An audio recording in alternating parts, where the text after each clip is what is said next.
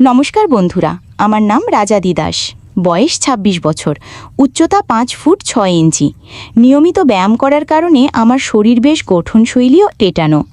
আজ আমি আমার জীবনের এক অত্যন্ত ব্যক্তিগত কাহিনী অনেক সাহস নিয়ে আপনাদের সাথে শেয়ার করছি। পারিবারিক প্রেক্ষাপট: আমার মা বুলি দাস, বয়স ৪৯ বছর। মা খুব একটা লম্বা নন, ৫ ফুটের কিছু কম। ওজন খুব বেশি নয়, ৫৫ কেজি হবে, তবে শরীরে হালকা চর্বি আছে। মায়ের পেটে সিজারের কাটা দাগ আছে, যা আমার আর আমার বোনের জন্মের সময় হয়েছিল। আমার বোন মাত্র ২ বছর বেঁচে ছিল। বোন মারা যাবার পর মা বাবা দুজনেই খুব ভেঙে পড়েন। আমি তখন মাত্র ৫ বছরের ছোট ছেলে ছিলাম, তাই বোন হারানোর কষ্টটা সেভাবে বুঝতে পারিনি। বোন হওয়ার পরপরই মা অপারেশন করিয়ে নিয়েছিলেন যাতে আর বাচ্চা না হয়। বোন চলে যাবার পর বাবা মানসিকভাবে খুব বিধ্বস্ত হয়ে পড়েন এবং খাবারের অনিয়ম শুরু করেন। এতে বাবার কিডনি নষ্ট হয়ে যায়, আর আজ থেকে ১৮ বছর আগে তিনি মারা যান। তখন থেকেই আমার বিধবা মাকে বাড়ির বাকি লোকেদের অনেক অপমান সহ্য করতে হয়েছে। বাবার পোস্ট অফিসের চাকরির টাকাতেই আমাদের সংসার চলে। মা খুব শিক্ষিত না হওয়ায় বাবার চাকরিটা মা করতে পারেননি। কর্মজীবন ও ব্যক্তিগত পরিবর্তন: আমি ছোটবেলা থেকেই পড়াশোনায় ভালো ছিলাম। ২ বছর আগে আমি ভালো পোস্টে চাকরি পাই। ৬ মাস ট্রেনিংয়ের পর কলকাতায় আমার পোস্টিং হয় মিউনিসিপ্যাল কর্পোরেশনের সহকারী অফিসার হিসাবে।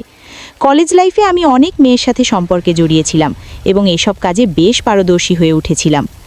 বাবা চলে যাওয়ার পর থেকে আমি আর মা একে অপরকে আঁকড়ে ধরে বেঁচে আছি।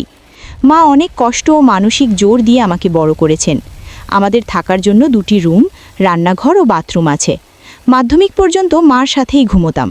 তারপর আলাদা হতে চাইলে মা মানা করেন, তাই অন্য ঘরে পড়াশোনা করলেও রাতে মার সাথেই ঘুমোতাম। মানসিক দ্বন্দ্ব ও আসক্তি: কলেজ লাইফে পড়াশোনার পাশাপাশি আমি শারীরিক বিষয়গুলো নিয়ে অনেক ভাবতাম। বাড়িতে লুকিয়ে ভিডিও দেখতাম এবং বাথরুমে হস্তমৈথুন করতাম। মা আমাকে সবসময় আদর করতেন, আমিও মাকে খুব শ্রদ্ধা করতাম। তখন মাকে কখনো অন্য নজরে দেখিনি। মা বাবা মৃত্যুর পর অন্য কোনো সম্পর্কে জড়াননি। আমাদের মাঝে তৃতীয় কোনো ব্যক্তিকে আসতে দেননি। ২২ বছর বয়সে গ্র্যাজুয়েশন শেষ করে আমি সরকারি চাকরির প্রস্তুতি নিতে শুরু করি। তখন বান্ধবীদের সাথে মেলামেশা বন্ধ হয়ে যায় এবং আমি নিজের উপর নির্ভরশীল হয়ে পড়ি। এদিকে মার সুগার ধরা পড়লে আমি তার যত্ন ও পড়াশোনা নিয়ে ব্যস্ত হয়ে পড়ি। আমার লক্ষ্য ছিল মায়ের মুখে হাসি ফোটানো। চাকরি পাওয়ার পর মায়ের চোখে আনন্দের জল দেখে আমি তৃপ্ত হই। কলকাতায় মা ও ছেলের বসবাস: কলকাতায় পোস্টিং হওয়ার পর আমি প্রথমে একা থাকার সিদ্ধান্ত নিই। একটি বেডরুমের ফ্ল্যাট ভাড়া করি, কিন্তু কাজের চাপে নিজের যত্ন নিতে পারছিলাম না। হোটেলের খাবার খেয়ে আর অনিয়ম করে আমার টাইফয়েড হয়ে যায়। মা খুব ভয় পেয়ে মামাকে সাথে নিয়ে কলকাতায় আমার কাছে চলে আসেন। ইনফেকশন কমে গেলে মামা চলে যান, কিন্তু মা থেকে যান আমার যত্ন করার জন্য। মা আমাকে খাইয়ে দেওয়া থেকে শুরু করে সব কাজ করে দিতেন। এমনকি আমি বাথরুমে যাওয়ার সময় মা দরজার বাইরে দাঁড়িয়ে থাকতেন। অনেকদিন মায়ের উপস্থিতিতে ভিডিও দেখতে না পেরে আমি অস্থির হয়ে পড়ি। একদিন ইন্টারনেটে একটি গল্পের সাইট খুঁজে পাই এবং সেখানে বিভিন্ন গল্প পড়ে নিজেকে শান্ত করার চেষ্টা করি। ধীরে ধীরে আমি মা ছেলের গল্পের প্রতি আসক্ত হয়ে পড়ি এবং গল্পের চরিত্রের জায়গায় নিজেকে ও মাকে কল্পনা করতে শুরু করি। আকস্মিক সেই ঘটনা: একদিন রাতে মায়ের খুব বেগ আসায় তিনি তাড়াহুড়ি করে বাথরুমে ঢোকেন। মা ভেবেছিলেন আমি ঘুমাচ্ছি, তাই দরজা পুরোপুরি বন্ধ করেননি। আমি তখন মোবাইলে গল্প পড়ছিলাম। মাকে ওভাবে দেখে আমার মাথা যেন কাজ করা বন্ধ হয়ে গেল। আমি নিজেকে সংযত করার চেষ্টা করলেও মনের ভেতর এক অদ্ভুত পরিবর্তন টের পেলাম। মা যখন রাতে আমাকে জড়িয়ে ধরতেন, আমার ভেতর উত্তেজনা তৈরি হতো। আমি ভাবতে শুরু করলাম, বাবা মারা গেছে ১৮ বছর হয়েছে, মায়েরও তো শারীরিক চাহিদা আছে। বাইরে কোথাও না গিয়ে আমরা যদি নিজেদের মধ্যে সম্পর্ক করি তবে তা সুরক্ষিত থাকবে এবং কেউ জানবেও না। কিন্তু মাকে রাজি করানোর উপায় খুঁজে পাচ্ছিলাম না। মায়ের সাথে সম্পর্কের নতুন মোড়: আমার জন্মদিনের দিন মা খুব খুশি ছিলেন। তিনি আমাকে আশীর্বাদ করলেন এবং কপালে ও গালে চুমু দিলেন।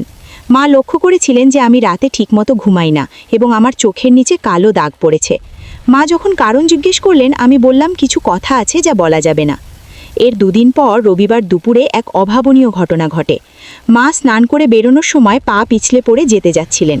নিজেকে সামলে নিতে মায়ের পরনের কাপড় আলগা হয়ে যায় এবং তিনি প্রায় অনাবৃত অবস্থায় আমার সামনে চলে আসেন। মা খুব লজ্জা পেয়ে বাথরুমে ঢুকে যান। অনেকক্ষণ পর মা বেরোলে তার মুখ খুব গম্ভীর ছিল।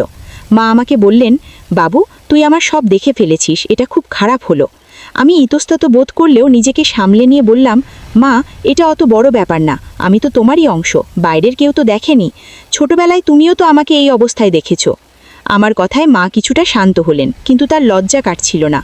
আমি তাকে বললাম, তুমি কাপড় পরে এসো, আমি স্নান করে আসছি, তারপর একসাথে খাবো। বাথরুমে গিয়ে আমি নিজেকে শান্ত করলাম এবং মনে মনে স্থির করলাম যে মায়ের সাথে এই সম্পর্কটা আমি এগিয়ে নিয়ে যাব। খাওয়ার সময় মা যখন আবারও লজ্জার কথা তুললেন, আমি তাকে বললাম, তুমি কাপড় পরা অবস্থায় যতটা সুন্দরী, কাপড় ছাড়াও ততটা সুন্দরী। মা এ শুনে থমকে গেলেন। আমি বললাম, আমি বিকেলে বন্ধুর কাছ থেকে ঘুরে আসি, রাতে বাকি কথা হবে।